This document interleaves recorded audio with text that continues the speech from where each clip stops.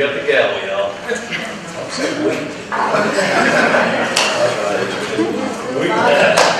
Please come to order. There's a quorum present. Commissioner Dickey is out of the country. The rest of the commissioners are in attendance. As is county judge, all legal notices have been duly posted and the court is duly called. Is there a motion to open court? All those in favor? Aye. And our indication that, we need the bailiff to please open court. Yes. All rise. Dallas County Commission Court is now in session for the May 2012 term. The Honorable Judge Jenkins presiding. Please remain standing. And our indication they will be given by a guest of Commissioner Cantrell. Judge and Commissioners, it's my pleasure today to introduce Dr. David Rogers. He's the lead pastor of Arapahoe Road Baptist Church in Barlow. He has served at Arapahoe Road since 2011 and has been serving in the Dallas area in ministry since 1998. Dr. Rogers graduated from Baylor University with his Bachelor of Arts degree, from Southwestern Baptist Theological Seminary with his Master's of Divinity degree, and from George W. Truett Theological Seminary with his doctorate, along with additional postgraduate work at Baylor Law School. He is the publisher, author of 2 books, numerous ministry resources, theological journal articles, and serves as a part-time faculty member at the George W. Truett Theological Seminary and guest lecturer at the University of Mary Hardin, Baylor. Dr. Rogers also serves on various community development and ministry committees in the area with groups such as Dallas Baptist Association and Hickman Elementary School. On the global front, Dr. Rogers has been involved in collaborative partnerships of varying degrees of development in Europe, Africa, Central America, the United Kingdom, the Caribbean, and Mexico. Dr. Rogers has been married to the love of his life, Allison, for nearly 10 years and lives in Wiley. They have 2 children, Jack, age 7, and Lucy, age 5. Doctor. Let's pray together. God, we're grateful for a new day of life. We're grateful to live in a nation where we can come before you and pray, and Lord, where we can just enjoy the freedoms that so many have given their lives for us to enjoy. We're mindful of the men and women who have sacrificed as we come off this Memorial Day weekend, and we just pause again to give thanks for their service, and we pray for your protection over those who are in harm's way today, serving our country. Lord, we pray that you would give wisdom to those who are in leadership. We thank you for the opportunity to just stand before you today in this court, and pray, Lord, that you would give direction to those who are leading our country, leading our cities, and just thank you for their families, and we pray your blessings today. In your name we pray. Amen. Amen.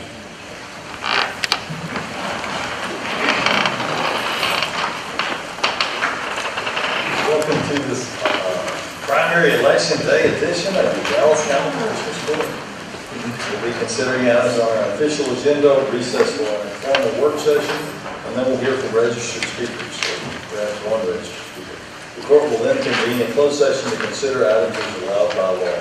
We have several resolutions this morning, and the first 2 are from Commissioner Price. Judge Commissioner, this morning, once again, been very pleased to call Captain David Mitchell forward and all of those who accompany him.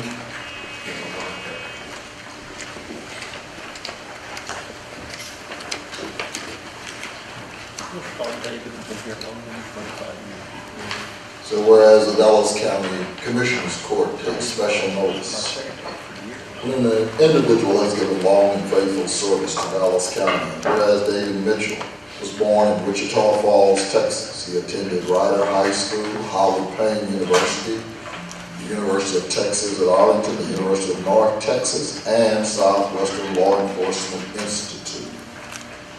And whereas David has been married to Ruth Early Mitchell for over 38 years, he has 3 children, Scott, Sarah, and Rebecca, and 4 grandchildren.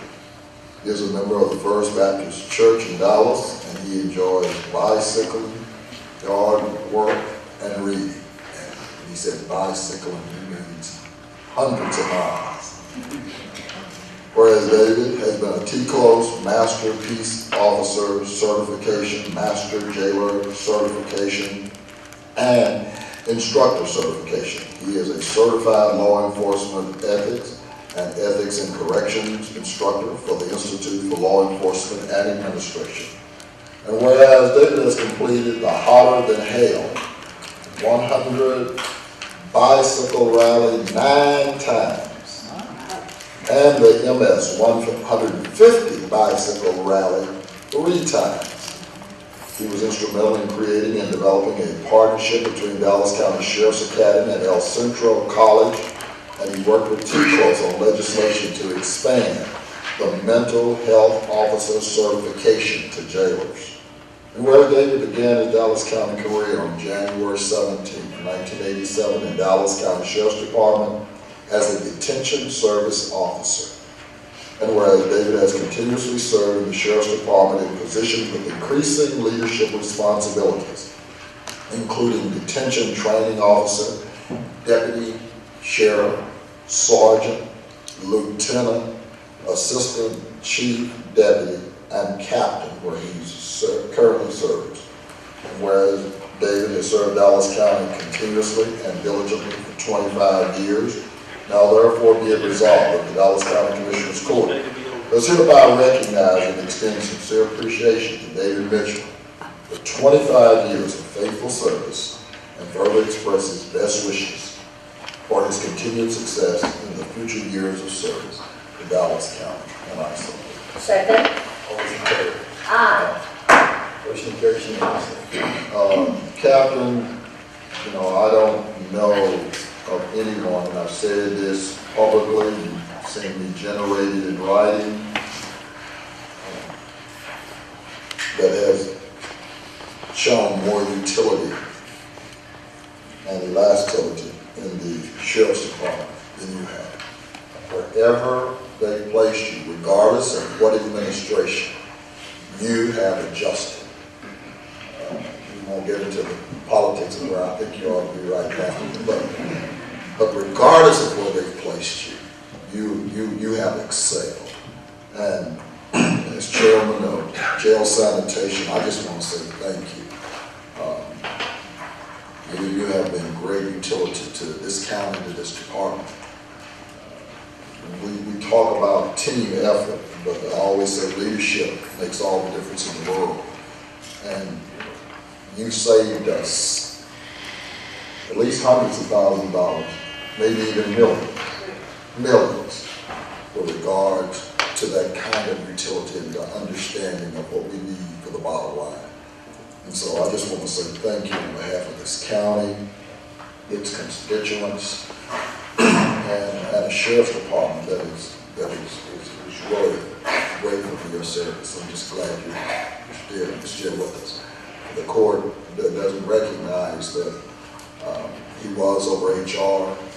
He's now over the West Tower. The West Tower is our behavioral unit, and it is probably one of the most challenging the most challenging of our campus units. When he took it over, it was in a real quagmire. After the last DOJ oversight visit,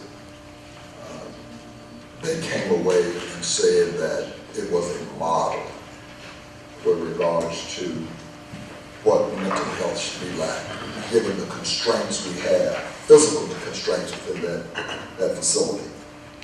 And so I just want to say, thank you. Thank you for your expertise. Thank you for your caring, for always just being, as the kids say, on top of your game. And we appreciate you. Captain, I just want to say, to kind of follow up what Commissioner Price said, when you hear you're being transferred somewhere, that gives us a peace and a comfort. Not that you're being transferred, but that wherever you're going is going to be taken care of like it should be taken care of. And we appreciate your leadership and your vision and all that you've given to the county. And we know the real strength behind you has been Ruth. We understand that, so we appreciate both of you. Thank you. Thank you for your kind words, Commissioners, and thank you for this resolution. I'm thankful to Dallas County, specifically the Sheriff's Department, for supplying me the means to fulfill my calling and to help provide for my family. I pray that I've provided the Sheriff's Department with a fair return on your investment in me. I entered this profession to make a difference, and I hope that I'm doing so. There have been good times and there have been bad times, but all work together for my growth as a man, a husband, father, and employee. From the times I worked midnights with Tuesdays and Wednesdays off, until now when I spend midnight hours on my BlackBerry, I have memories that I will always treasure. I'm thankful to God for providing me with a few talents. My objective is that I can maximize those talents, so I'll hear him say on that last day, "Well done, my good and faithful servant." I'm thankful to my wife Ruth, who's been my partner for 38 years. She stood beside me, strengthened me, supported me, and loved me through it all. I'm blessed. Thank you.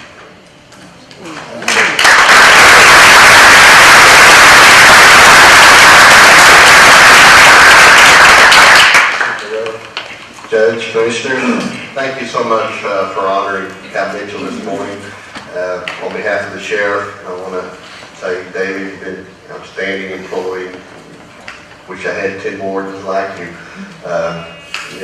We've worked together for the last 10, 15 years on numerous projects, and I say I never had to worry about it. And like Commissioner Price mentioned earlier, I think the Jail Commission mentioned during their last visit to the West Tower, it was the cleanest that they've ever seen it. So, and all that is a tribute to your dedication, your hard work, not only to the Sheriff's Department, but to Dallas County.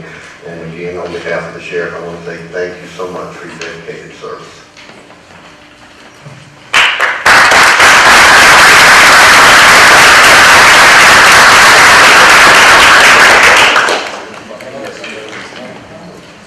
Who's got a camera?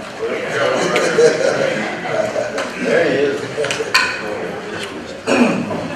Chief Flores, Chief Sewell, beside you, just help me bring up the flag back there.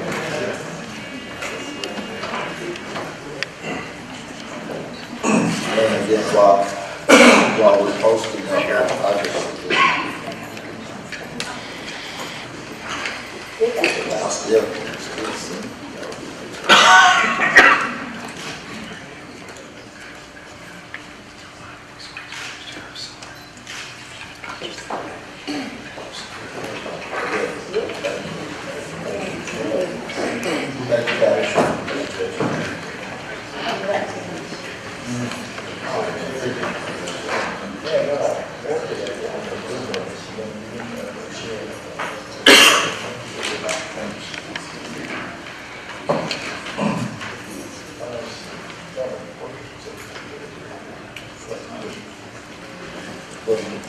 The next one will be the Texas Black Women's Initiative. As Mr. Thompson and the delegation come forward. This is kind of on the heels of what public health has done in regards to the HIV STD initiative a couple of weeks ago that we presented to the court. This is just a follow-up, especially in light of what's happening nationally in regards to what they're going to require local governments to do with regards to this whole initiative.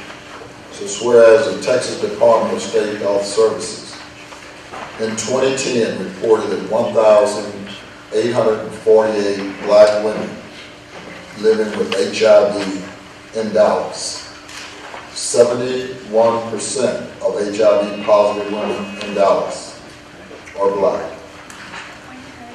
Whereas the Texas Black Women's Initiative was created in 2010 to address the impact of HIV/AIDS across the state. And whereas the Dallas County Health and Human Services Department STD/HIV Division will partner with the Texas Black Women's Initiative Dallas Regional Team, the Center for Disease Control and Prevention, and the Texas Department of State Health Services, along with the Greater Than AIDS, to present the Texas Black Women's Initiative Dallas Region Community Mobilization and Empowerment Conference, dubbed Community Mobilization Working Together for Change. And whereas the Community Mobilization and Empowerment Conference will be held on Friday, June 15, 2012 at the Sheraton Dallas North Hotel. by the Galleria from 7:30 a.m. to 5:30 p.m. and is structured to mobilize and empower community members, men and women, by providing them with the resources and skills necessary to address HIV, AIDS, and other health disparities faced by Black women. Now therefore be it resolved that the Dallas County Commissioners Court does hereby recognize the Dallas County Health and Human Services STD HIV Division and the Texas Black Women's Initiative for Education and Prevention efforts toward decreasing and eliminating HIV among Black women, and providing resources and skills necessary to address HIV, AIDS, and other disparities faced by Black women in Dallas County through the Texas Black Women's Initiative Dallas Region Community Mobilization and Empowerment Conference, dubbed Community Mobilization Working Together for Change, on Friday, June 15, 2012, at the Sheridan Dallas North Hotel. So, Second. All those in favor? Motion carries unanimously. Judge, Commissioners, thank you for this resolution this morning. We have standing with us LaShonda Worthy, who is the program manager for our STD HIV surveillance program, Dr. Kimberly Parker, who is a part of the initiative, the Texas Black Women's Initiative conference that's going to be held on June 15th. I'm going to ask Dr. Parker to say a few words, but I wanted to make sure that we heard a lot about HIV and AIDS here recently, the 13, 18-year-olds, but the significant element that we're missing, even with the 13, 18, is the significant impact that HIV AIDS is having on African American women.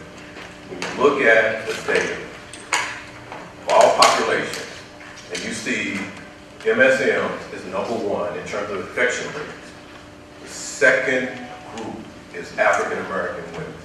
When you look at the staggering numbers of over 4%, those infected in African American women, it is our time to focus on African American women. So this is a timely initiative. So much so, I've asked and received an email over the weekend from the president of Phi Beta Sigma, who has now embraced this. The Out of You Sigma chapter is going to embrace this initiative as well.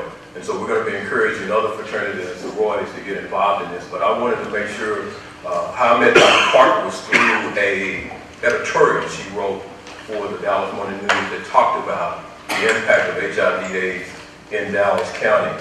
And again, 6% in some cultures, 8% in other cultures, but 40% in African American women is unacceptable. It would be unacceptable in any population if you see those numbers that significant and that type of impact in Dallas County and throughout the nation. So I'll bring up Dr. Parker to say a few words.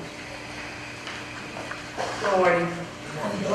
Although HIV and AIDS is a preventable disease, it does impact African American women at disproportionate rates, especially in Dallas County and across the nation. So the purpose of our conference is to provide opportunities for ownership amongst those within the area that would like to work to impact this disease in a positive way. The goal of the program, or the goal of the conference on June 15th, is to provide resources, tools, and skills necessary for community mobilization and empowerment to address the disease in ways that would be beneficial to those who are either impacted, affected, or infected by the disease. So on behalf of the Texas Black Women's Initiative, LaShonda Worthy and I say thank you for the acknowledgement and the resolution. thank you, Doctor, and thank you for what you did. And while Mr. Thompson continues to use those acronyms, MSM, it's males having sex with males. And those of us who, one of the things that's been happening is that there's been a whole cultural shift from the federal government. And we continue to emphasize that. No longer under not only the ACA, the Affordable Care Act, but the emphasis is shifting from treatment to education. They're shifting the emphasis and they're shifting the goal. And we've got to be, as a community, and I appreciate the quote because a couple of weeks ago, as I said, we made the presentation on how we're going to have to begin to deal with these in the school areas. But this has a profound impact, and it has a profound impact on our bottom line. And I know everybody doesn't see it in terms of it. If it's not me, then you don't worry about it. But we're picking up the tab for this, and at some point in time, we are going to have to continue to launch these kind of initiatives. I challenge doctors, one thing that I did a couple of weeks ago after we made the presentation to the court, is I sent it to all church community, all pastors, every coalition pastor that I know got a copy of that presentation. I posted one this morning. I'm going to send it in just as chairman of public health, not from the court. Superintendents, all superintendents. But this initiative needs to be challenged in terms of our church community.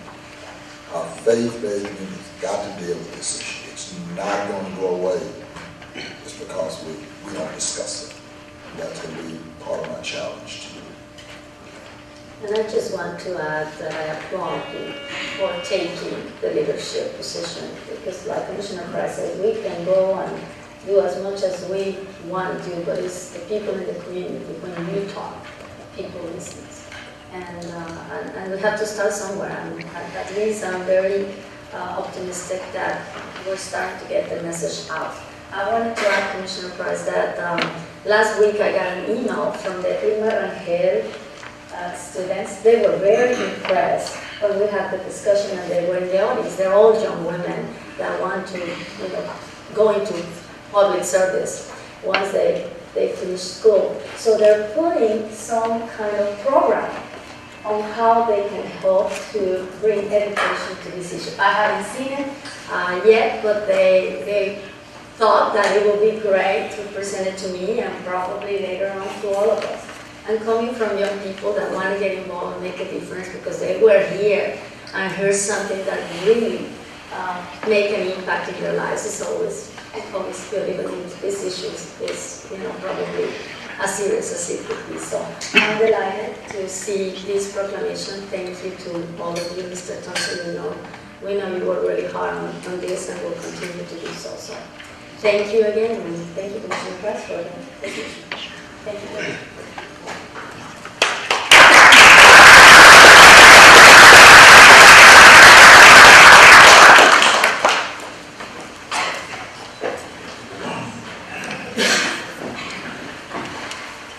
I think I've said this before, but a lot of times Mr. Thompson and the staff, Ms. Worthy, they're part of what we call a SWAT team that goes out, after hours in certain areas. And working with community-based organizations.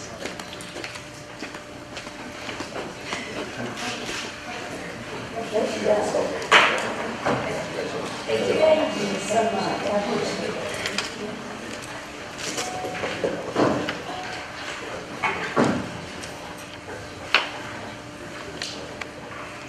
And the next two will be Commissioner Garcia. Thank you, Judge. I'm really pleased to present this resolution to an organization that has made a difference in Dallas County and is a nationally recognized organization. So I'm going to ask them with our Public Works Director, Ms. Blair, to come forward. And the first one reads as follows. Whereas AECOM Inc. is a national recognized Fortune 500 company and ENR 2010 top 500 design firm in America, having designed architectural and engineering projects worldwide. And whereas for 6 years, AECOM has sponsored the Southern Methodist University Senior Engineer class by partnering with local governments in North Texas to work with students in the senior class on practical engineering projects, including the past 2 years with our own Dallas County Public Works. And whereas Dallas County continued to sponsor a project for 2011-2012 school year known as the SMU Project, a transportation related to transportation infrastructure and recreational development projects in northwestern Dallas County, including ongoing MCIP projects, Denton Drive, Harry Hines, Walnut Hill, I-35, and North Haven Trail. And whereas the December 2010 opening of the Dark Green Line rail station along Denton Drive and the ongoing construction of the Elm Fork Athletic Complex have both necessitated better accommodation for transit and recreational oriented traffic. And whereas AECOM team of project manager Rami Issa, PE, project engineer Sam Baracco, also PE, and graduate engineer Stephanie Macy, via the SMU project, set a remarkable standard of community service by mentoring the SMU senior engineer class team, and AECOM Inc. continues to be respected, responsive, and reliable partner to the County of Dallas, deserving of this recognition. Now, therefore, be resolved that the Dallas County Commissioners Court recognizes and gratefully extends its sincere appreciation to AECOM team for mentoring the Southern Methodist University senior class team on the SMU project, a transportation study related to major transportation infrastructure and recreational development projects located in the northwestern Dallas County. And I so moved. Second. All those in favor? Ms. Leck, you want to start? Judge and Commissioners, thank you again for giving us an opportunity again this year to work with our SMU students. Last year we did a project, we did the Beckley View Beckley Crest project with SMU in District 3, and that was so successful, and actually we ended up capturing one of those engineers, and now he's employed with us, and I actually had him to work on this project as well. And actually he's out surveying right now, he's working. But with that, we went back to SMU and to AECOM and look forward to doing another project. And this time we did a transportation traffic study project in the northwest Dallas County area around Denton, Walnut Hill area. So with that, we had Jonathan Toffer, who is our chief planner, to work closely with that team. And I'm going to have Jonathan come up and to introduce everyone. Thank you, Alberta. We have from SMU, we have Daniel Schneider and Robin Hood, and also two other students were on the team. Unfortunately, they could not attend today. That would be Saskia Roots and also Riley Moore. Additionally, we have Professor Fritz Beck from SMU, and then this was all facilitated by AECOM's mentoring program, which has been very beneficial to Dallas County and to the students hopefully as well as they start their engineering career. So we have Rami Issa from AECOM, and also Sam Baracco and Steffi Massey here. So I'd like to invite them up here if they want to make any comments. You say Robin Hood? Yes, that's a great name. You know, I guess as a professor, you're used to talking to a lot of people, and I don't want to give up that opportunity, but I want to thank the county. I want to thank you in particular, and AECOM for this project. This is the second year that we've done a project, and it makes my job a lot easier to have people that, like Jonathan here, who built a fire under these guys to make them do something worthwhile. And I appreciate that. Of course, AECOM has been very helpful in sponsoring this project also. So thank you so much. And Professor Beck, if you all stay there, because I have the SMU resolution right after. So let me go ahead and read it, and that way the rest of the group can make some comments. The second one reads, as far as Southern Methodist University Civil and Environmental Engineer Department has provided top graduates to Dallas-Fort Worth area for many years with its mission to achieve excellence in teaching, conduct basic and applied research, and encourage lifelong learning by providing opportunities for professional development. And whereas, as an accredited engineering institution, the civil engineering curriculum SMU requires the senior class students to pass a design course that exposes them to the real-world problems for practical engineering experience.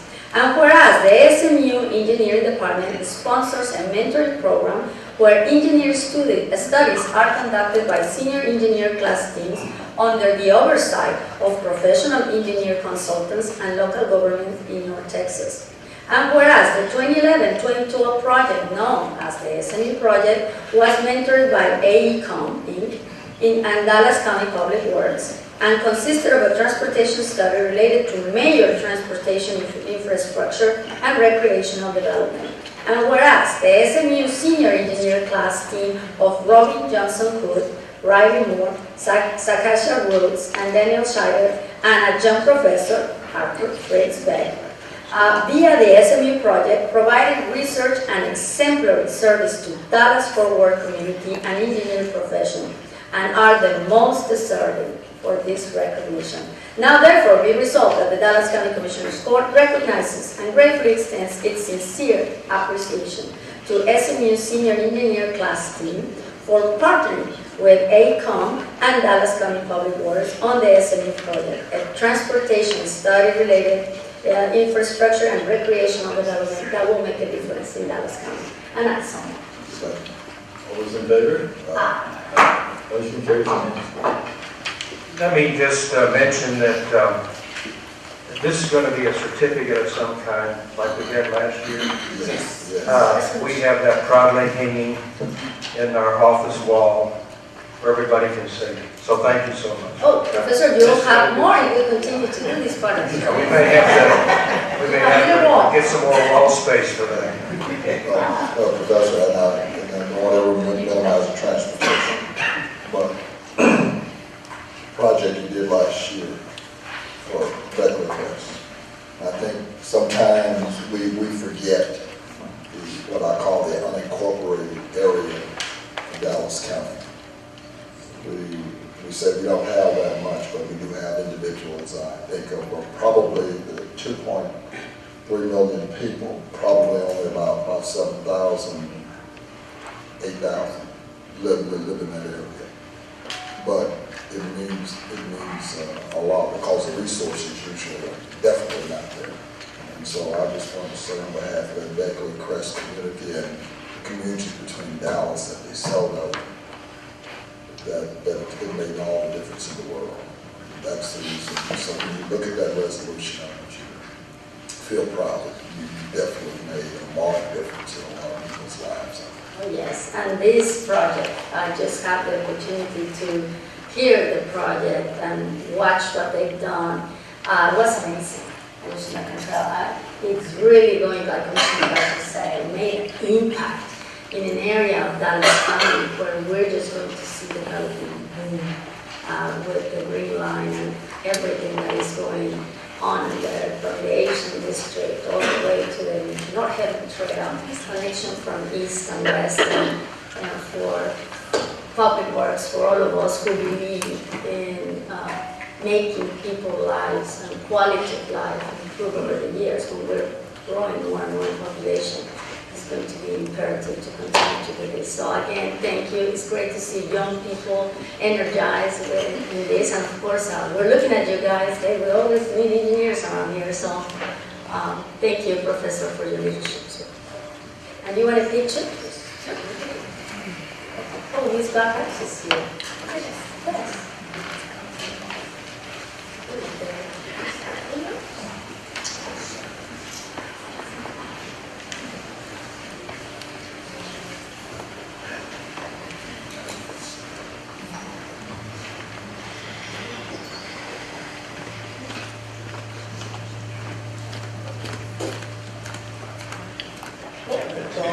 I'm still with the Robin Hood.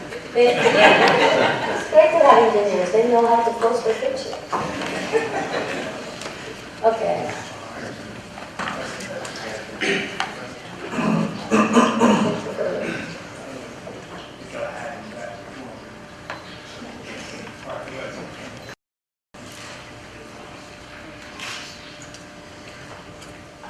Sure.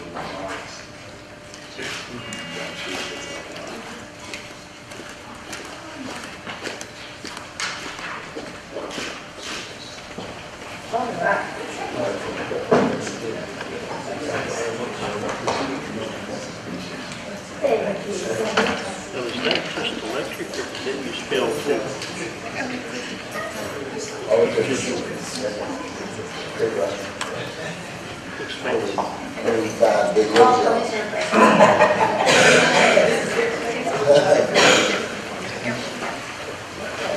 That was,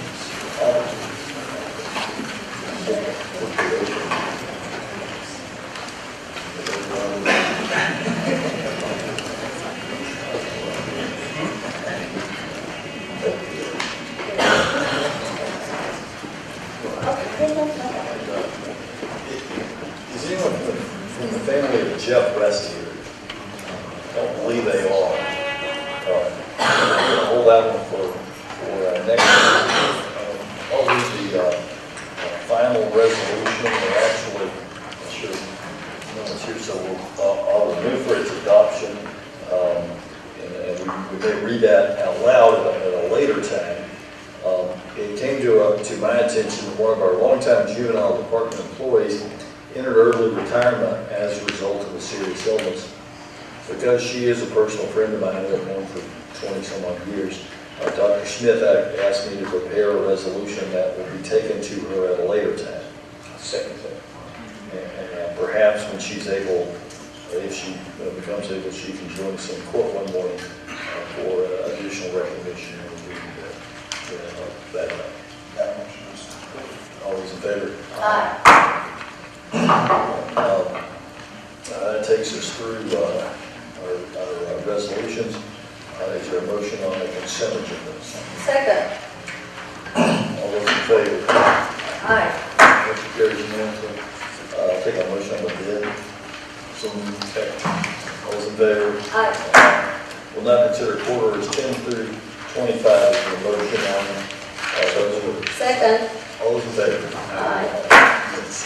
And the Commissioners' reports now reconvene the public session to recess for its briefing session to consider items for a subsequent session.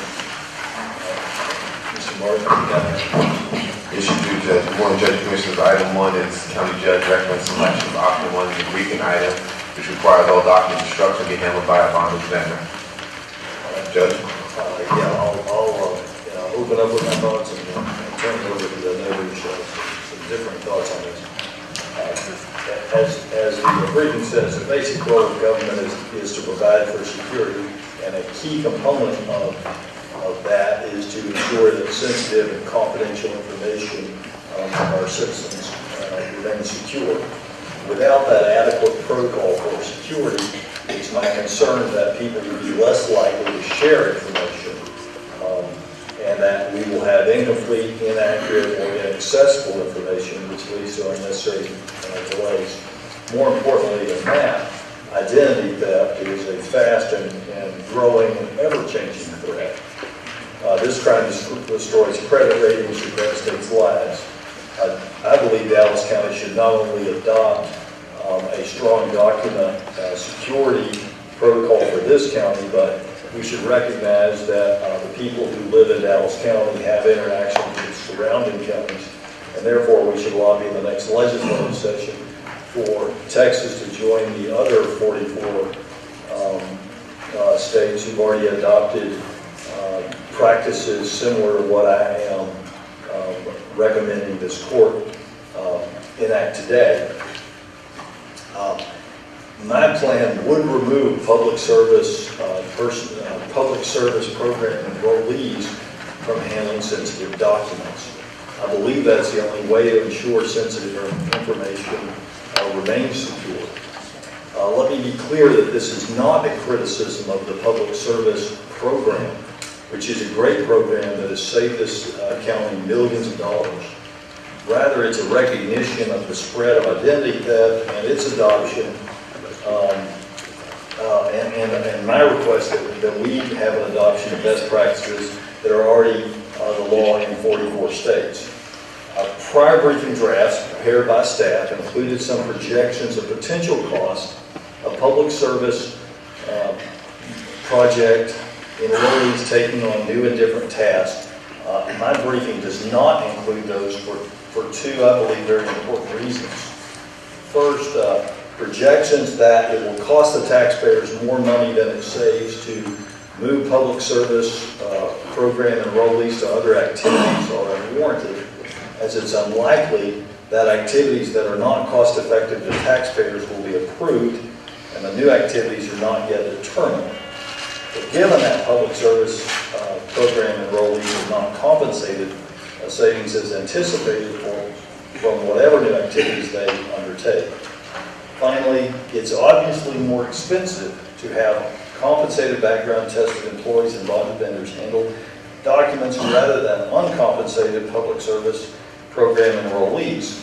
However, I believe much of that cost will be alleviated by the savings the public service program enrollees will create as they take on new, non-sensitive responsibilities that otherwise would be performed by for-profit vendors. And I'll turn it over to discussion. First of all, let's just leave it kind of lingering there. I think we've taken on every conceivable project in Dallas County. I think this is a real knee-jerk reaction. We've changed a number of protocols with regards to the concerns that you have raised. We've taken those bins, and we have taken those bins and we have secured those bins with locks. That's number one. Number two, we removed the shredding program from weekend because of the relationship of oversight, supervisor to enrollee oversight. And so we've done that. That program has existed for these many years, and there is no evidence other than, this one particular incident wherein an individual who purposely did that, and that's fine, with that in mind, to deal with the whole issue of public service or document disintegration. There is no guarantee, any more than people who handle the documents day to day. We don't take and go into those individuals' background every week to see if something happened on the weekend. We make certain assumptions and move forward with those individuals who are handling documents. A lot of these individuals are individuals who may have had a traffic citation, maybe just working off of a fine for any number of reasons, any myriad of reasons. But Judge, I think that what is being proposed today is a cost to the taxpayer. And the fact is there are some options out here, but with the right oversight and supervision, this program can continue to operate as it has. There's no evidence whatsoever other than the fact, as I said, I think this is strictly knee-jerk, and that we are going to have to pay for this in ways that it's not necessary. And so there are three options that are on the table. If in fact I were going to support any option, I would support option 3 with public service in the equation, in option 3 with the protocols that we have established. And those protocols were established right after the so-called incident with regards to log bins, who handles the bins, and no document disintegration on the weekend because of the spread of the relationship between the supervision to oversight.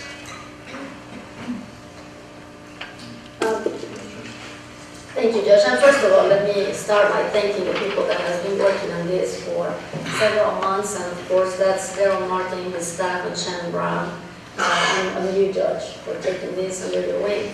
Last time we had a discussion, we asked the staff precisely for that, options. Give me the options. And I see people from public service and maintenance as well who have been working on this, and I want to thank you all for your time and effort. And I know that we have discussed this, and I have discussed this with you, Judge, but I do believe that public service is doing a good job as well. I echo some of the comments that Commissioner Price just did. It's supervision, supervision, supervision, and that's what this program is based on. Now, with that being said, this is a program that the original proposal made money for Dallas County. And what we're proposing today is an expense in Dallas County. So, while I believe that we can have a combination of both, where we can supervise and at the same time use a private vendor on those documents that are sensitive. If I understand correctly, Mr. Martin, option 3 has that possibility. Am I right?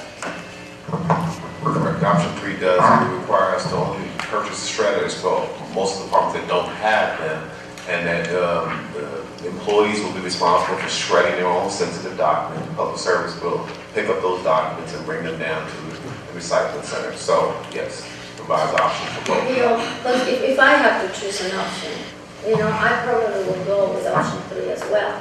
Because of that, because it incorporates the private sector, or the oversight of some of the very important documents. And then the shredding under the supervision will be done by public. So that is, my opinion about the options that we have in front of us.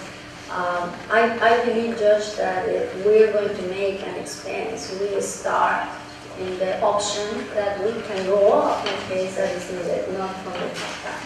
That is my feeling about this. And thank you again to all of you for bringing this. I know that you all were there to bring this proposal. Mr. Martin, with regards to option 3, what you just stated, the way that option 3 is presented, right now, the sensitive documents in each department, under this option, they would be shredded by the employees. Correct. Okay. Then there would be bins there for all non-sensitive documents. Recycled items, correct. Newspapers, magazines, things that. That's right. So those are things that do not need to be shredded. Right. And those would continue to be handled by the public service. Right. Right. Okay, and then those can be taken down to the record center. Is that correct? The public service center. To the Public service. To be. closet. Right. So so that recycled paper, we would continue to receive Right. financial benefit off of it. Correct. Okay. And my preference is option 1 over option 3. I don't think anyone's for option 2. And I can see why the difference in the 3 options. Option 1 has all documents being shredded, and all documents being shredded by either a licensed vendor or employees. Option 2 has using a vendor, which doesn't make a lot of sense because we have some locations where a simple shredder, because of the number of documents that are generated in those areas, could be, this task could be easily done by employees. So it's really between option 2 and option 3. Option 1. I'm sorry, option 1 and option 3. There is a difference in cost in the 2 options. To take public service out of the handling of documents is about $24,000 a year. The reason that I favor that is because what you're asking to do with option 3 is you're asking for the employees to determine what documents are sensitive and what documents are not sensitive, to place the sensitive documents in the correct location. The first time they make a mistake, those documents will then be handled by public service enrollees. I suspect that the public service enrollees will be handling sensitive documents if we do that on a weekly basis. If the employees err on the side of caution and put every single document into a shred bin, you're essentially back to 1. So I'm concerned about 2 things in that push me to option 1. One is the inevitability that sensitive documents will be placed in the wrong bin and then will be subject to being seen by unsecure eyes that have not been background tested, background checked. And it's not a compelling argument with me that and I respect the argument, but I just don't buy into the argument that we've only had one incident that we know of someone putting documents into their underpants and taking them out. It's almost impossible to know where identity theft comes from. It is different than, say, theft of money, where you know that your money is missing. People wouldn't know to look to Dallas County if their identity is stolen. And I'm concerned about erosion of public trust if we do that as well. And the effect that that may have on people, for instance, in a divorce proceeding, providing their children's social security numbers, which we need, providing their credit card information so that we can divvy up their assets, which we need. If people decide that they lack faith in our county, that can be problematic to us. Why would that information be, you don't get that in Dutch. I mean, don't make it appear as though that information gets shifted over to the dadgum record center. And it gets archived, but it doesn't get shifted to the dadgum record center for shredding purposes. At what point in time? I mean, given the policy. I mean, you make it, I'm just saying, I mean, I don't want you to make this appear as though all of a sudden, we're just exposed and out there. That is not the case. And I guess you're going to try to bring some clarification to this. Please. Yes, Commissioner Judge.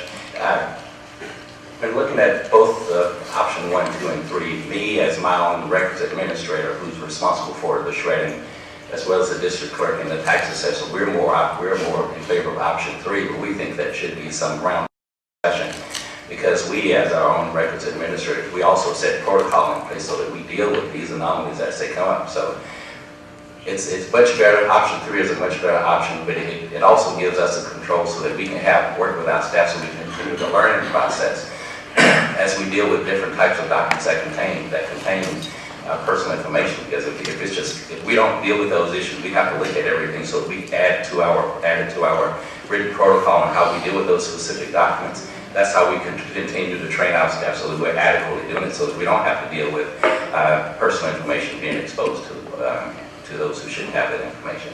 But I think option 3 is a much better option, but it still warrants a roundtable discussion with the department heads that have to deal with this issue. Thank you. Thank you, Mr. Clark. And we have Mr. Ames, I know that you're here. I know that it's Any comments? I agree with Mr. Warren's comments. The tax office has spent considerable time doing option 3 within our office already. Yeah. I'm perfectly right. That's how we discover things, where there's been weaknesses of the stuff that comes through the recycle. We've discovered things in the recycle. I'm not sorting any departments out, but through the process of the years, that money that we've found, stopped those places where they fell through the cracks. And that goes to my point. If we found $250,000 in checks in the recycle bin, what else is in that recycle bin that those public service enrollees are looking at? But I think we have the will of the body. Well, Commissioner Cantrell, I think we have the will of the body. I'm still contemplating that, Mr. Martin, the expense to Dallas County for option 1 would be $121,950 is what I think too. If you take out the money that we were making, Yeah. from If you take out the 65,000. then option 3 would be a $41,450 expense. Is that correct? Correct. I have yet to see some type of grid that shows me on the sensitive documentation percentages where it's coming from. Is it the district clerk's office, the county clerk's office, treasurer, the tax assessor? Well, it would probably come from most of the departments. We have HHS, you have juvenile, sensitive documents. But again, you changed the protocol. I don't want to miss that. We've changed the protocol in terms of those bins. They're doing that access to those bins. Those bins are locked. Right.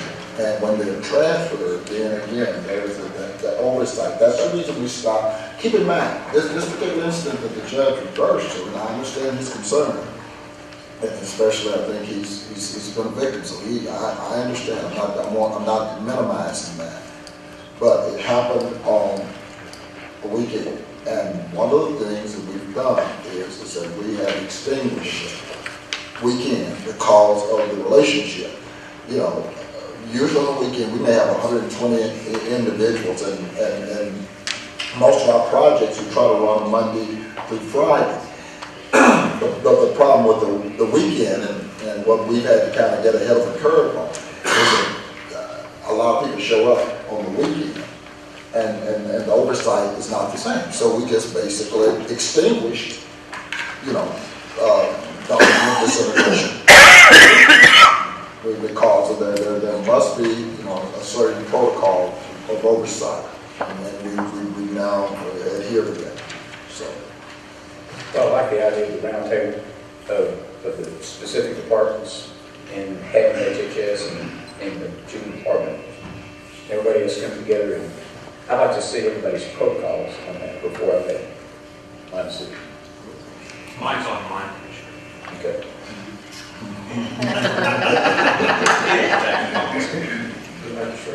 And I think that option 3, actually, we're going to move forward, gives an opportunity to try something different at the same time with an oversight for each department. Like Commissioner Cross says, we're already doing it, but at this point, you know, at least we know that every single department head knows exactly where we're going. And gives more security to the whole process. What we can do is set up a meeting with the affected departments as suggested in this roundtable discussion, come up with another policy and present that as a briefing for the court. Since the policy that's connected to this is actually a policy for option 1, it's not a policy for option 3. So we'd have to go back and draft another policy. And you know, Mr. Martin, if you can also add the impact of operation. As we discussed it today, I understand that these numbers can fluctuate a little bit, especially we were making 46,000 versus the 41. You know, how much you can narrow it. Okay. Revenue generation, okay. Okay. Good. Item 2, Health and Human Services. 2A, recommends approval of agreement with the University of Texas Southwestern Medical Center graduate medical education for interns in various clinics and facilities. 2B, recommends approval of agreement with Baylor Medical Center at Garland for residency training in various clinics and facilities. C, recommends approval of the emergency mosquito control aerial spraying contract with Dynamics Aviation Group. And D, recommends approval of the agreement with the University of Texas at Austin School of Nursing for clinical and field experience. And don't need any response. Mr. Eichel, will you copy at all on the new proposal in regards to parking? I don't recall you on that, but I'm just asking because you need to be in that loop. You have Commissioner, you're referring to the Paul Leslie email? No, sir. Well, he sent me the email, but not the actual proposal is yet. I will call him after the meeting to find out the status of that proposal. Okay. Find out if that's statutory. I'm sorry? Find out if it's statutory. Yes, sir. I will. You're talking about the board thing? Yeah. It's not statutory. What has happened? CMS. Yeah, what's happened on that is CMS has a recommendation that they would like to have us follow by July 16th, but it's impossible to do so, so they're going to work with us to find some solution. It's impossible because state law conflicts with their I recommendation. understand that. That was my point when I sent the email back. It's a 50-state recommendation, so they've got this problem in about 19 states to figure it out. We got a problem too. I can't discuss it. I made a comment. I just want to make sure I didn't see. I don't recall after generating all of that. He was copied on the email, and I was responding to that email. Okay. Item B, Human Resource Civil Service recommends approval of Amendment 1 to the contract with United Healthcare Insurance Company for renewal rates for stock loss insurance coverage. Item 4IT, 4A, that quote was on your formal agenda. 4B, recommends approval of the personal services contract with Rebecca Nicole Clark for graphic web design services. Item C, recommend approval of the deployment of Odyssey Session Works Judge Edition and the Odyssey Attorney Portal. Excuse me, Commissioner. Yes. This actually, I wanted to point out to the commissioners, it's actually a bigger deal than it appears. In 2006, or at the end of 2005, into 2006, we deployed Odyssey, the entire program, to replace Fortis, the mainframe, the case management system. Since that time, we've been working through bugs, and there have been quite a number of them. And nothing has particularly happened since that time. What's important to recognize, we actually probably using maybe 60% of what Odyssey actually has available to it. And this particular session work will allow the judges to actually move documents with their fingertips. It also includes the unification, the merging of our content management system, which is Highland, and Odyssey, so you're bringing up only one program to actually look at documents and manipulate those and move those documents around. It really is probably the second wave of what is really a kind of process reorganization revolution in the courts. Since we'll probably be using this product for the better part of the next of the decade, it really is a big deal to actually move to a more sophisticated platform. And I did want to just make sure that commissioners understood how big this is going to impact the courts over the next year as we begin to deploy it. It really is a big deal. Well, and I appreciate your leadership in Christ. Right. The attorney portal is also a big deal too. It makes possible the ability of the attorneys to actually interface with those documents effectively right offline. We've actually demoed it to the bar. It's very sophisticated and actually very exciting. It would also allow us to start selling those civil and family documents through their e-commerce portal, which is a net revenue booster for the county. Well, what kind of reception are you receiving? For those, let me just say that for those judges or for those court administrators who were around when Fortis was here, Odyssey is a big improvement over what they had. It's about 70% maybe of what it was advertised as being. Most of the judges are probably not using Odyssey. It's really their coordinators. For those that are, like Judge Garcia and Judge Callahan, they're certainly very excited about SessionWorks. Judge Goldberg is very excited, but I think everybody is going to, once they get these touch-free monikers, are going to be very excited. Some, obviously, a handful will probably not use it, but they're a little technophobic anyway. But generally, I think it's going to be a pretty exciting project. And I want to thank you for your leadership on this, as well as Commissioner Cantrell, because it couldn't happen without bringing people together. And like you said, some people are excited and they're going to use it, but some others probably won't. But nevertheless, I guess you're putting on the table the opportunity for them to do it. It's a training as well, because I know that is an important piece. This really is the 21st century coming to the courts in a big way, so I just think which needed to, after seeing what was going on with the bail bonds, hey, we really needed to. But we got, and I can appreciate all of that, and I appreciate his architecture, but we got to incentivize, we've got to figure out a way to incentivize and or penalize people who do not penalize. The court administrators are probably, the judges like Judge Garcia who really enjoy, she runs around with an iPad and she's got her iPad, she's got everything technical. This will be really wonderful for her. Other judges who are not going to use it, the court administrators will do most of the work on SessionWorks anyway. They'll queue up the documents for the judge's docket. All he or she has to do is just look at the computer. Now, whether they'll look at the computer or print out the paper, I don't know.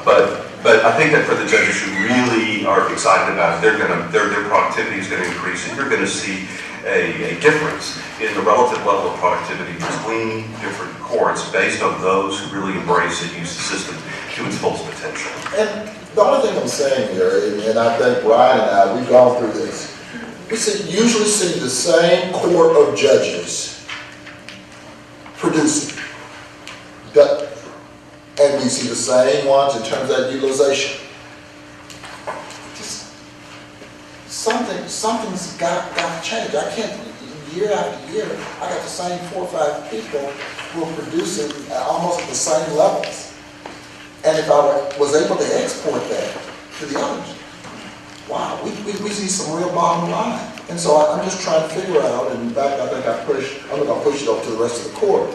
I think I pushed it to you, Mr. Moore. We've got to figure out how to incentivize these people who are in fact utilizing those kind of portals.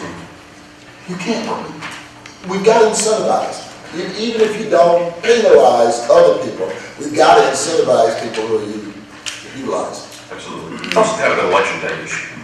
But, it is, but thanks. But anyway, I hope to have a demo of this so the commissioners can kind of look On at it. election day, Commissioner, you remember that.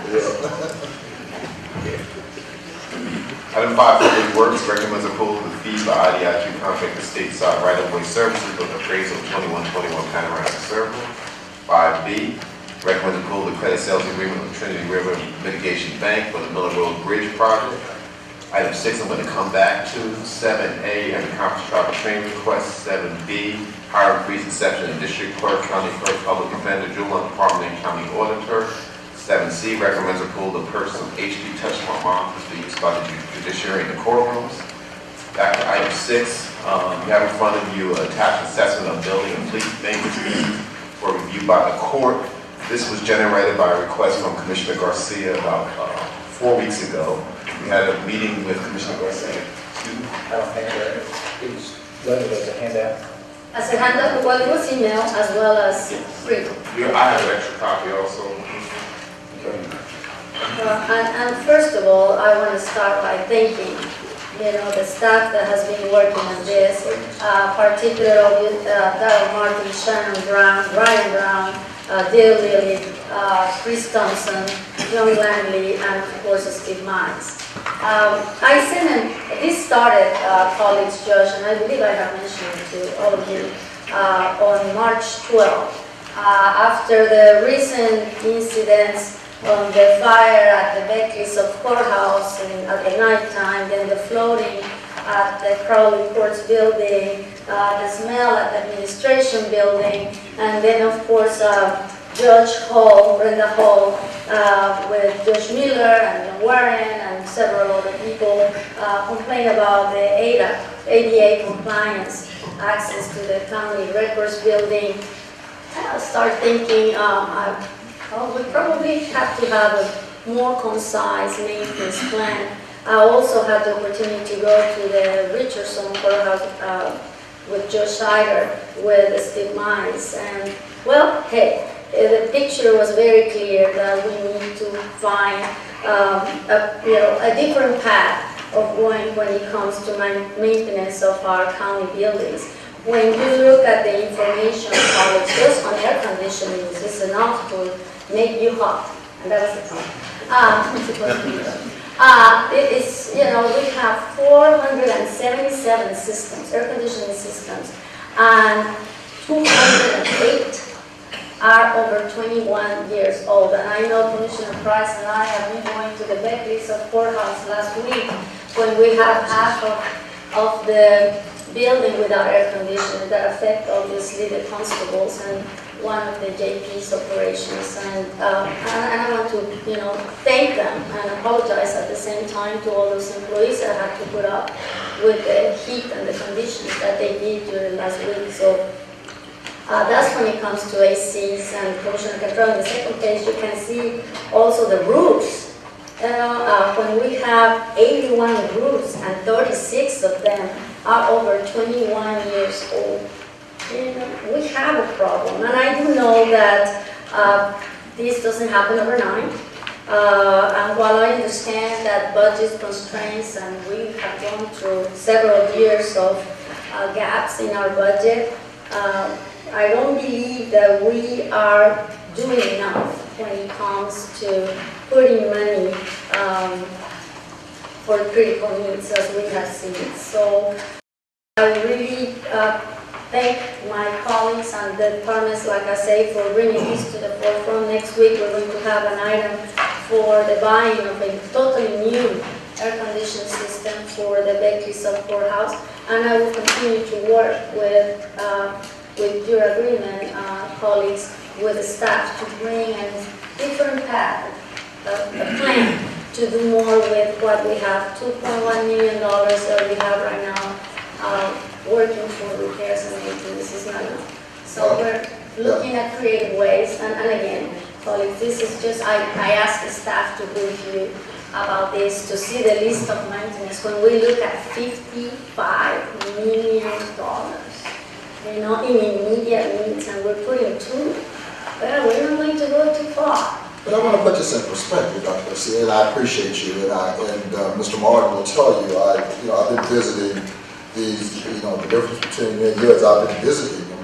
Again, we got, 6.3 million square feet. That's number one.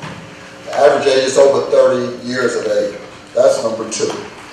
And I visited, as you say, North Dallas, I've got structurally, I've seen when it's rained, I've seen what's happening to our, what's that program in the basement down there, the agricultural program. I've seen what's happening. I've seen them cover up. I've visited the St. Francis Courthouse. And, we could have put new systems in 5 years ago. But with the other changing dynamics, and I know, Mr. Lilla, you may want to speak to this. I don't want to get into all this mechanical, technical stuff. But we could have put in new mechanicals a few years ago with the changing of refrigerant. It's changed all the dynamics. I sat there the other day and listened to them as we talk about changing coils and just because the refrigerant. The same thing's happening in some automobiles as well. So it's a whole lot of dynamics that we have no control over.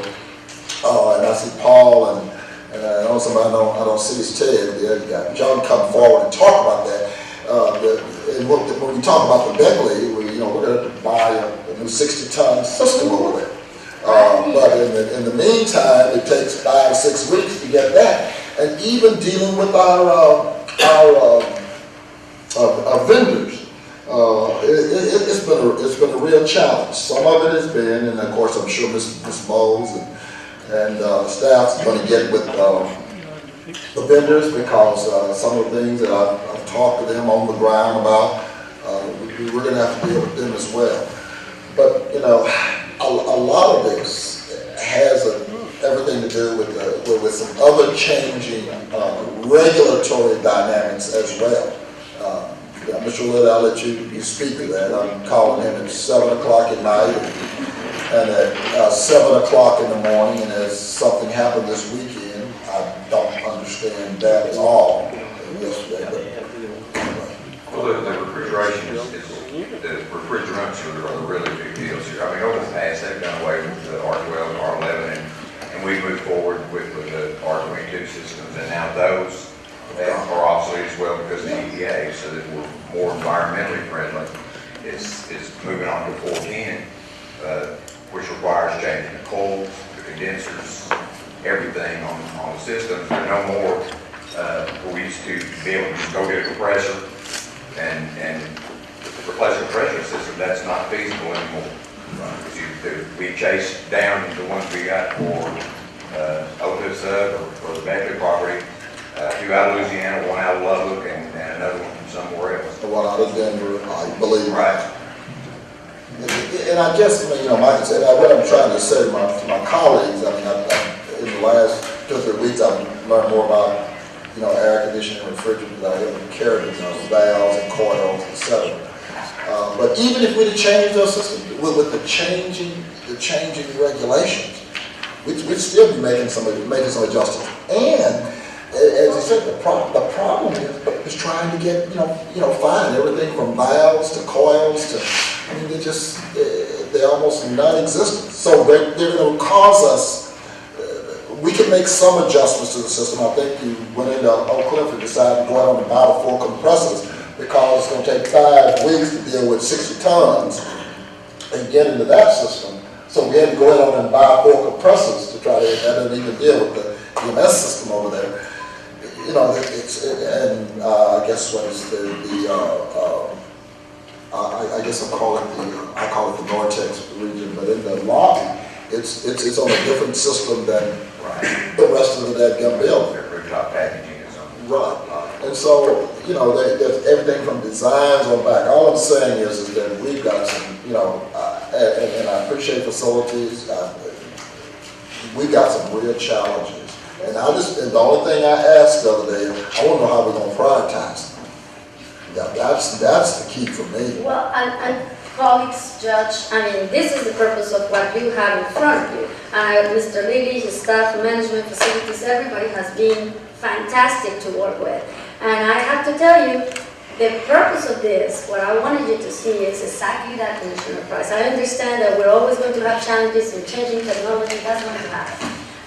But prioritize the needs, and the staff already started doing that. If you look at the briefing, they're already starting to say, this is where we go first. And the second is that we cannot continue to manage by emergency, running from one building to another one, changing, toilets that are over, sheetrock. And I know that I have learned about some air conditioning, but I know I'm not going to fix it, guys. I know it's going to have to be our staff. And that's where I go. Continue to run from one building to another one, emergency, in putting $2.1 million for maintenance a year is not going to take us anywhere. The objective of today is to ask your colleagues to allow me to continue to work with staff, to present to the court a different proposal, if there's something that we can present, obviously. I don't know yet. I mean, we're still working on how can we make it happen, but to start doing things differently, be proactive rather than reactive, and more importantly, give staff the means, the funds, whatever they need to make a difference. Our buildings are not going to get, younger. They're going to get older. It's important that the court understand that this is not everything by any means. Right. This is kind of the priority. The beginning. Because we have those units, we have aging roofs as well, all over the county. What we looked at were the units that are no longer maintainable to take care of. We've got a lot of other buildings out there that have maybe 5 split units. Having one of those go down is not as critical as losing the whole building.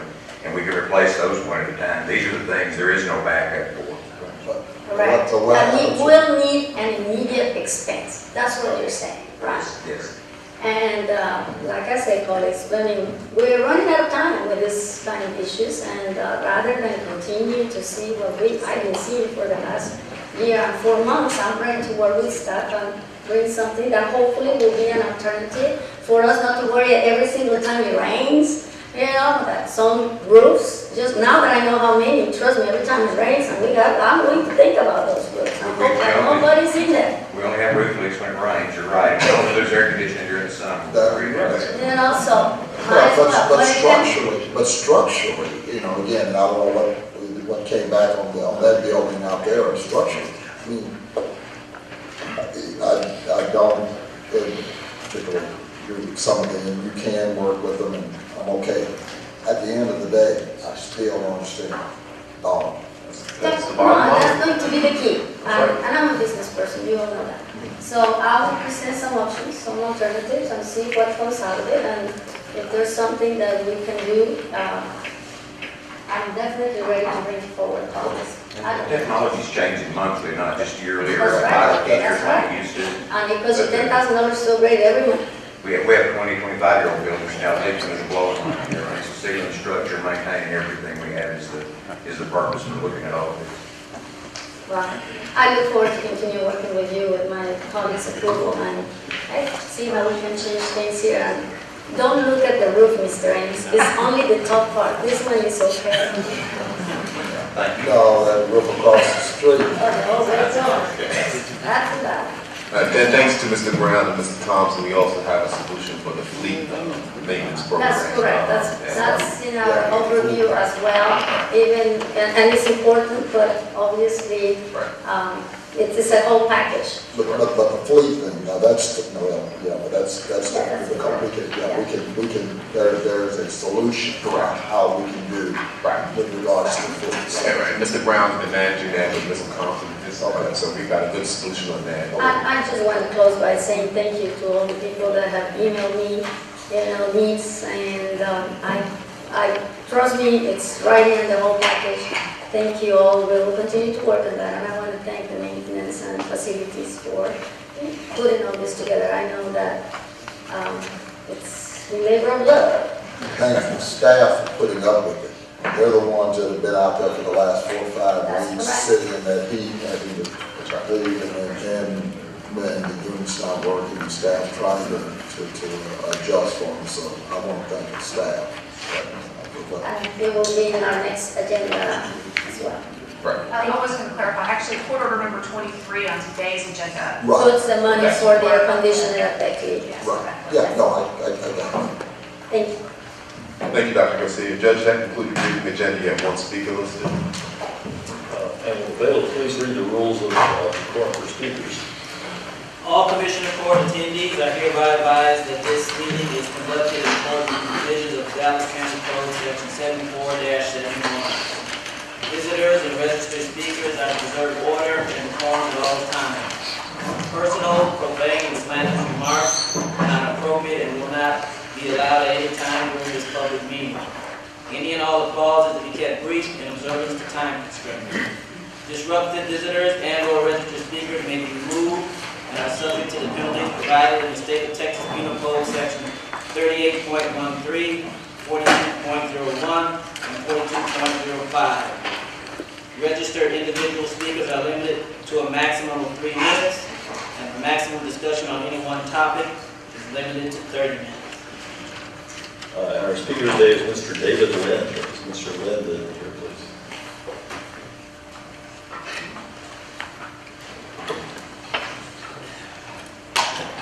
Mr. David Lind. And not seeing Mr. Lind.